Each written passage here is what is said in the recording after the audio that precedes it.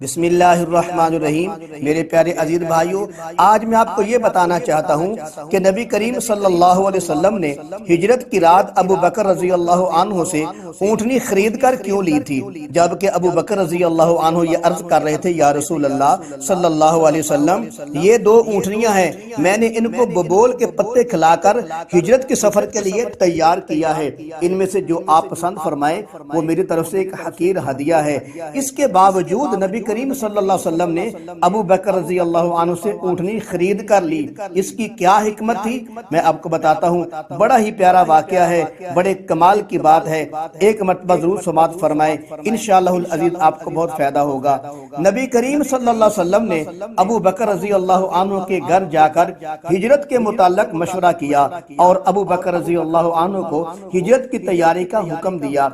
پھر ابو بکر رضی اللہ عنہ عرض کرتے ہیں، یا رسول اللہ صلی اللہ علیہ وسلم، یہ دو اونٹنیاں ہیں، میں نے ان کو ببول کے پتے کھلا کر ہجرت کے سفر کے لیے پال رکھا ہے، آپ جس اونٹنی کو بھی پسند فرمائیں وہ میری طرف سے آپ کو حقیر ہدیہ ہے۔ یہ سن کر نبی کریم صلی اللہ علیہ وسلم نے فرمایا، آج میں اونٹنی مفت نہ لوں گا۔ اس پر ابو بکر رضی اللہ عنہ نے عرض کیا، یا رسول اللہ صلی اللہ علیہ وسلم، میرا سب کچھ آپ کے لیے ہے۔ اس کے باوجود نبی کریم صلی اللہ علیہ وسلم نے اونٹنی قیمتاً خریدنے پر اصرار فرمایا اور ابو بکر رضی اللہ عنہ سے اونٹنی خرید لی۔ اللہ کروڑوں رحمتیں نازل فرمائے علماء پر، انہوں نے نبی کریم صلی اللہ علیہ وسلم کی اونٹنی قیمتاً خریدنے پر ایک نقطہ اٹھایا ہے۔ علماء فرماتے ہیں، نماز، روزہ، حج، زکوٰۃ، صدقہ خیرات،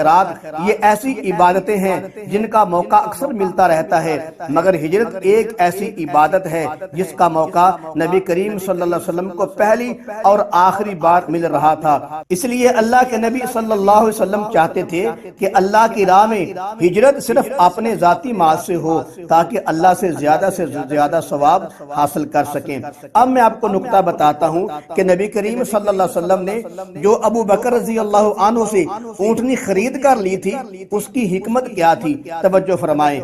نبی کریم صلی اللہ علیہ وسلم ہجرت کی رات ابو بکر رضی اللہ عنہ سے اونٹنی خرید کر اس اونٹنی کے مالک بن گئے، پھر اپنی ذاتی اونٹنی پر ابو بکر رضی اللہ عنہ کو بٹھایا تاکہ دنیا والوں کو پتہ چل جائے کہ ہجرت کی رات نبی کریم صلی اللہ علیہ وسلم اپنی اونٹنی پر ابو بکر کو ساتھ لے کر گئے تھے۔ اگر نبی کریم صلی اللہ علیہ وسلم ابو بکر سے اونٹنی نہ خریدتے تو 1500 سال بعد ابو بکر کا دشمن کہتا اونٹنی صدیق کی تھی، اس لیے ابو بکر رضی اللہ عنہ زبردستی ساتھ بیٹھ گئے ہوں گے۔ اگرچہ ابو بکر رضی اللہ عنہ اونٹنی سے کہیں زیادہ نبی کریم صلی اللہ علیہ وسلم پر خرچ کر چکے تھے، مگر اللہ کی حکمت پر قربان جائیں، ہجرت کی رات اللہ نے ابو بکر رضی اللہ عنہ سے اونٹنی قبول نہ کرنے دی، بلکہ اپنے نبی کریم صلی اللہ علیہ وسلم سے ابو بکر کو اس کی قیمت دلوا دی اور نبی کریم صلی اللہ علیہ وسلم کو اس اونٹنی کا مالک بنا دیا۔ اب مالک کی مرضی ہے،